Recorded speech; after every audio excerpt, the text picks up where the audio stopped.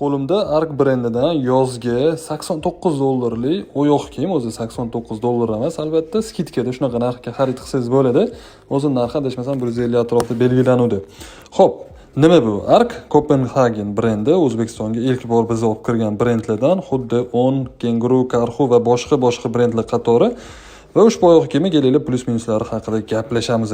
Birinchi o'rinda oyoq kiyim naski sifat bittada kiyib maza qilib yuraverasiz va to'qilgan tekstil materialdan tashkil topgan ozgina plashovkani ham mazasi kelyapti. Endi Yevropada hamma baribir ozgina polyester ishlatadi, sababi endi recycling bila biz tabiatga qarorimiz shunaqa gaplar bo'lishi shart va orqasi ham stoykaliroq.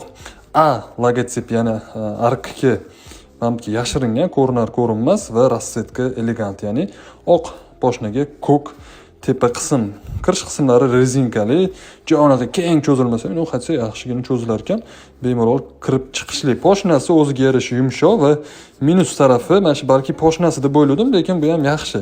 Ya'ni o'zini klassik yo'nalishga poshna yumshoq. Ayniqsa mana bu chiqib turgan tishlari yana ham yumshoqroq bosilargan, qaranglar, kirib ketargan darajada. Va klassik yo'nalishga menimcha yaxshi. $89 narxini aytdimmi yo'qmi? Buni mamlaqa rangi ham bor.